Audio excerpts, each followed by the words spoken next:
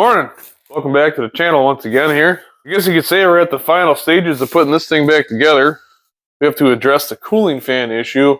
We'll get to that in a minute. Throw the front end back underneath it and rebuild the master cylinder and hope that all the brakes start working again.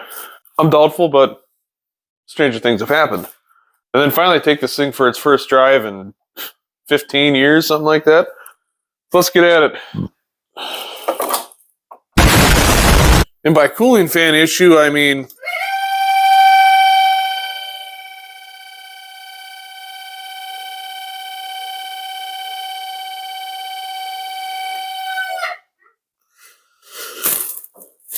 number one, it should be turning on right away with the key. Although it's not the worst thing in the world. I'd rather it would run all the time than not run at all. To a point. I think I know where that issue might be, but obviously the motor's shot. And luckily, where I got the engine from came with two cooling fans. So I think we should test those out. They're sitting right over there and see if those sound like a dying something. All right. We can hear like one fan was replaced at one point and the other one not so much. Doesn't really say which way is positive, but it goes on like this. So as long as it's blowing air this way, that would be right. So we'll just kind of guess that here's positive.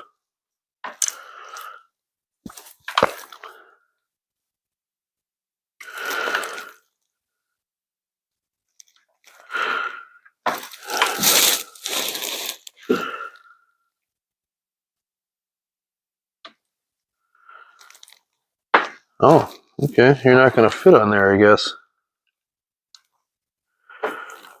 Well, screw you then. We'll start with this one.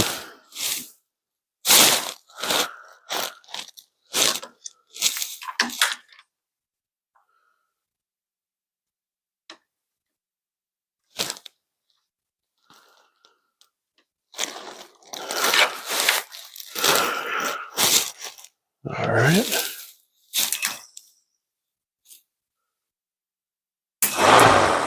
Whoa! Yeah, that one sounds good. Sounds a lot healthier than the one that's in there. All right, I think I had positive on this side. Probably mark that. Apparently there's a little ridge on my connector here that won't allow me to plug it in. So I guess that means we got to modify.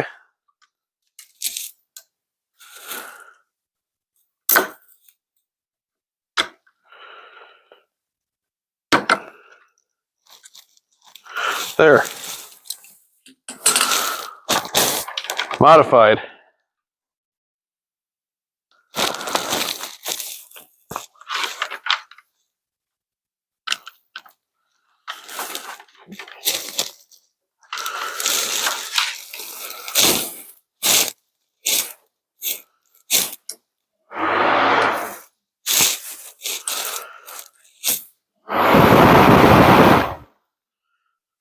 All right, you got two perfectly good cooling fans. I'll just go ahead and get these installed in the car. Okay, one of the theories I have as to why the fans run as soon as you turn the key on. Okay, well this switch right there is your temp switch that closes and fires a fan on. And normally that only happens when the engine's warm, right? And this happens right away when you turn on the key. Couple theories. One, relay could be stuck open. Two, the switch has failed to where they run all the time. Or more obvious is the fact that this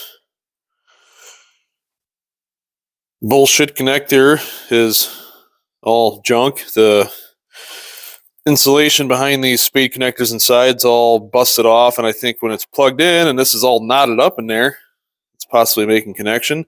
Either way, I'm just going to get rid of this disaster and just hook them right up there. Maybe that fixes it, maybe it don't. I guess we'll see. Okay, feeling better about that. New use fans are prepped and ready to go. Let's get them in.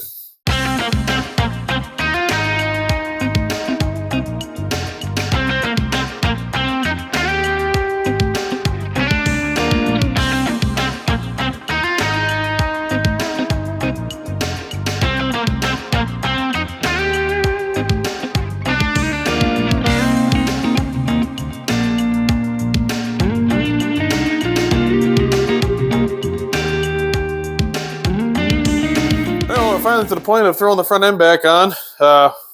Obviously, when I took it out of here, I left the struts on it. I'm going to take them off, though, for putting it back in because they're just going to be flopping all over the place and probably fighting me. And I really don't want to inflict any unnecessary body damage to this thing. Anyway, so we'll start with that. Come on now.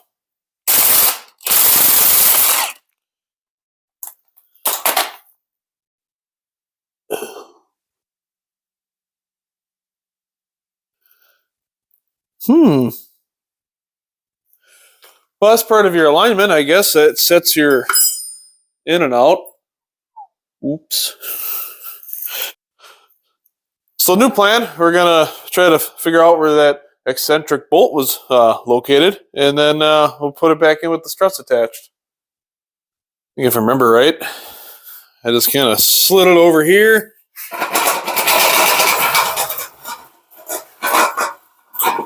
I put one strut in over on one side, and then just kind of crudely drug it over there. I just got to get it up on the floor jack. That's going to be challenging. Nonetheless. Oh, I guess that should be all right. It's going to have to be. What is that?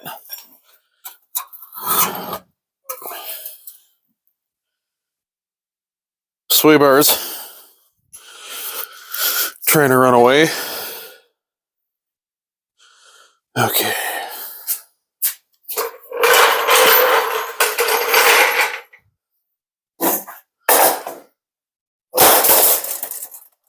This could be the fight of her life. I have that feeling.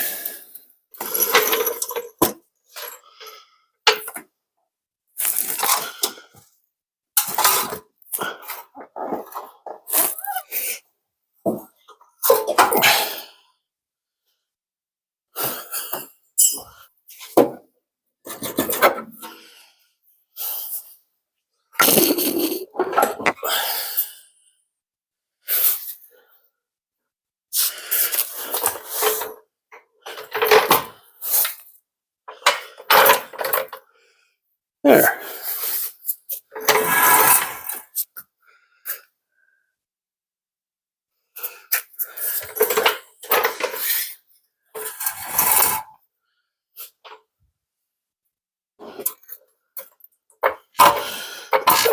I think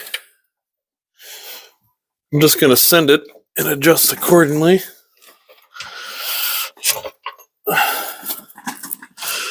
It sounds like the right thing to do.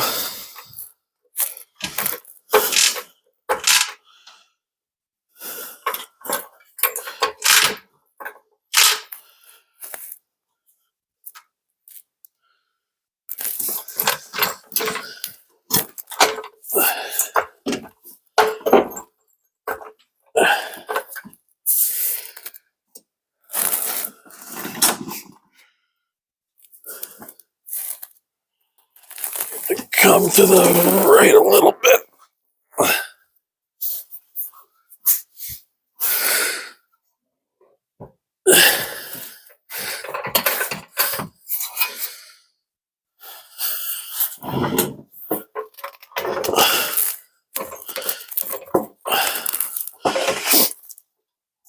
Oh boy.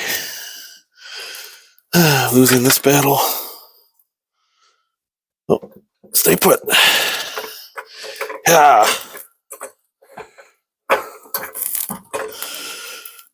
Oh, life would be so much easier doing something different.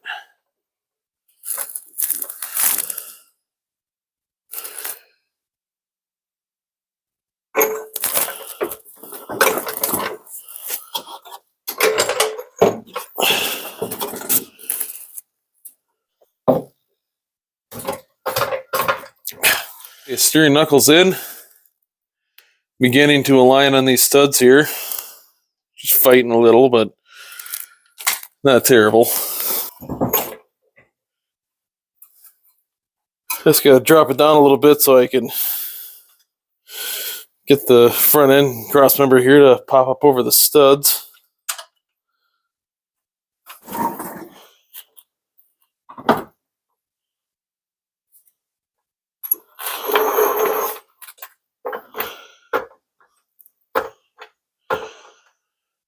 All right.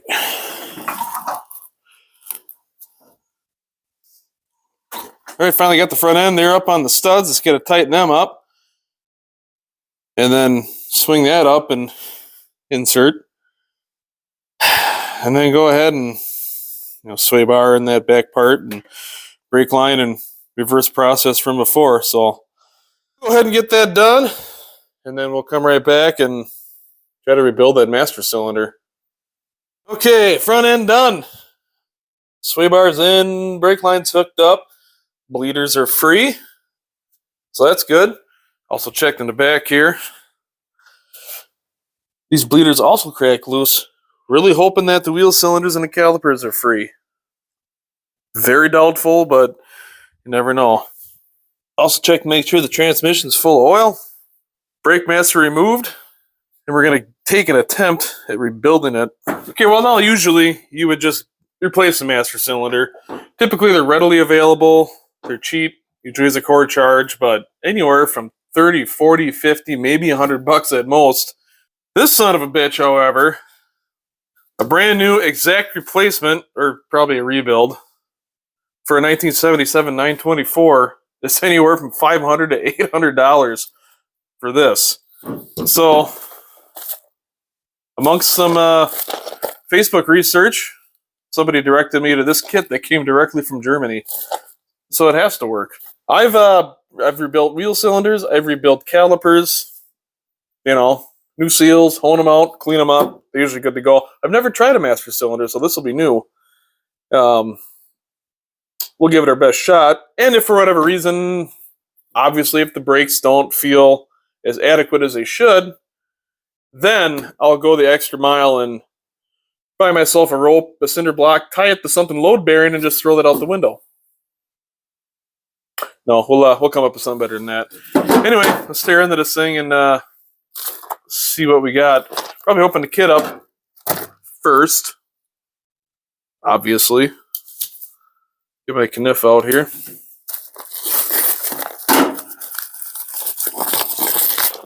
Sawed right through the invoice. Chances are I'm probably not returning this because,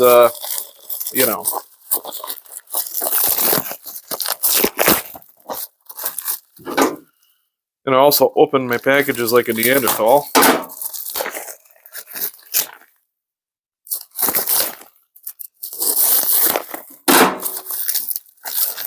Holy cow.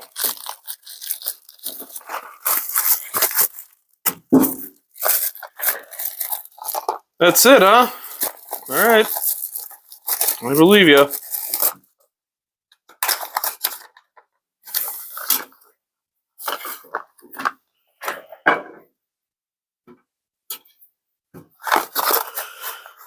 No, I think that these may actually cover... Well, that's it, eh? Oh, good. It did. Came with the grommets for the reservoir, so that's good. It's literally, there ain't much to it. It's just some O-rings, which I guess is pretty much all the master cylinder is. All right. Oh, good. That's the O-ring for the seal on the booster. Okay. Well, there ain't much to these at all. All right. Let's go ahead and destroy this. I've been saying that all the way along through this whole project about bolts snapping and bad things happening. Nothing really does. That's also what it sounds like when people jinx themselves. Okay, with some forceful determination, we got it apart. And come to find out that the one and only kit available for this master cylinder is wrong. Some of this stuff is right. I don't have these O-rings, which are kind of important because those are what create the pressure to apply the brakes. However, where it was leaking was out of the back of the shaft here. And I think what O-rings came with it will actually reseal that. So I'm going to run a hone down this, clean all these bits up, slap it back together. We'll probably just have to resort to the cinder block tied to the doorpost method to slow it down. Perfect. Also, the grommets that came with it to seal up the reservoir are also wrong. Great.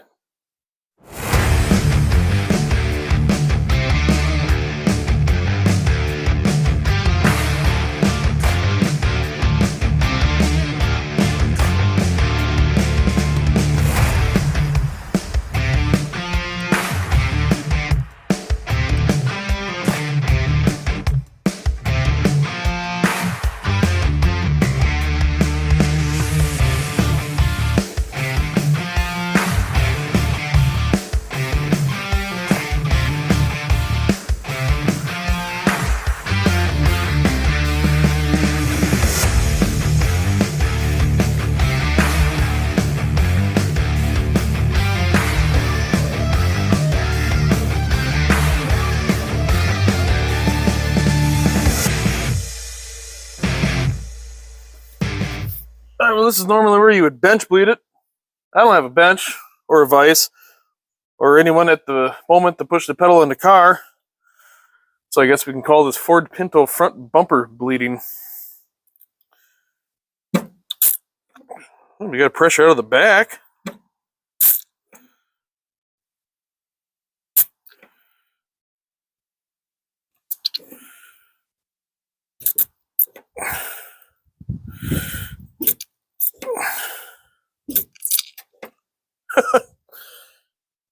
It is leaking out of the back there, ain't it?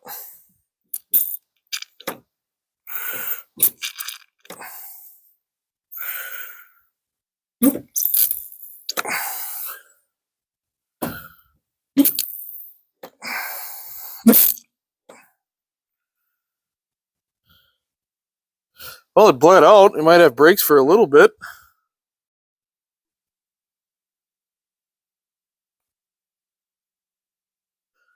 So I'm going to go ahead and get this thing bolted up here, fill it up, crack the bleeders, and just let it gravity bleed for a while. And then once I finally get some help rounded up, then I'll go ahead and bleed them the proper way. All right, master's installed, gravity bleeding process underway. She's shot. There's just brake fluid pouring right out of the back of it, but it was kind of building pressure. Yeah, I guess when you go to rebuild something and you can't replace any of the seals, guess what? It's probably not going to work. Surprise, surprise. So we got to do some research. Try to find one that's going to replace this for way under $800. But if that's what it takes, I guess that's what it takes. But maybe we can get enough pressure built up into them to where we can go up and down the road here a little bit. But I'm not going out in any kind of major traffic with that going on. It does have some e-brake, but not a whole lot. Not enough to drift it. You know, maybe enough to just gradually slow it down. That's right, I should find my cinder block.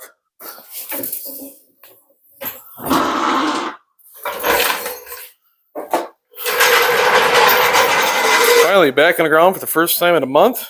New engine, half-ass brakes. Let's go for a ride.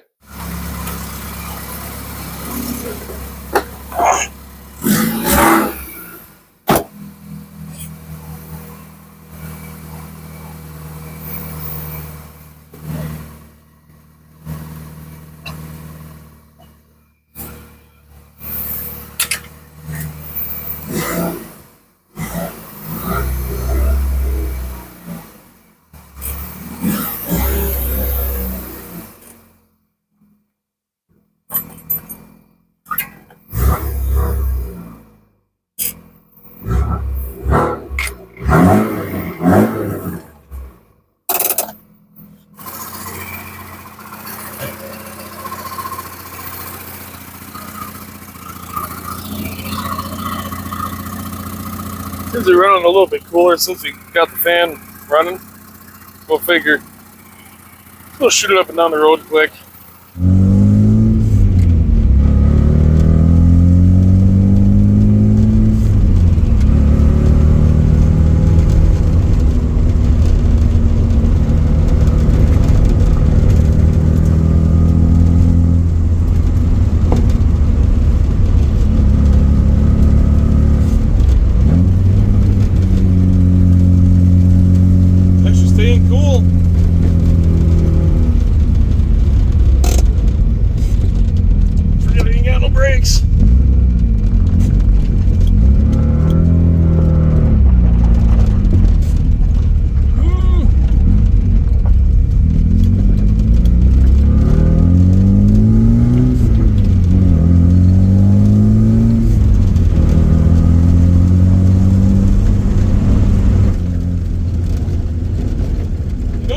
brakes when you got gears.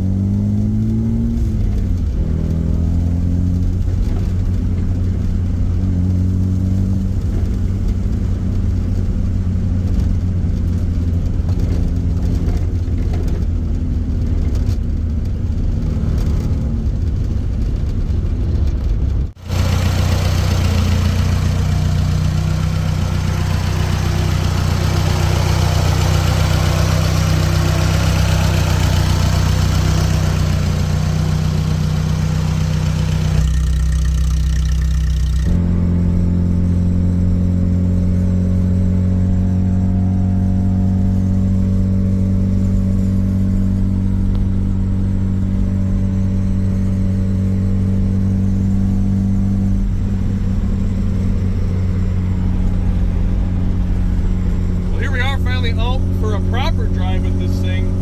Yeah, the master cylinder, she's junk. Ordered a new one, $540. Oh well, what are you gonna do? If you gotta have it, you gotta have it. Both rear wheel cylinders, both front calipers, bled out. They function, they're not dragging. Well, I don't know if they're dragging yet. They could be on fire by the time I get back home, but right now I think we're good. As far as healthy, had a little bit of a struggle with a misfire for a bit. Faulty spark plug. All the lights healthy for once. Number 4 was just a faulty plug. I just went ahead and threw 4 new ones in just because they were cheap, and now it runs beautiful. Not sure what the future holds for this car. I don't know if we're going to continue on doing something crazy with it, or I'm sure I'll fix it up a little bit more, but the goal is to try to sell it for a decent price. Hopefully some kid somewhere, you know, says, hey, I'd like to get into the car hobby and take a chance on it.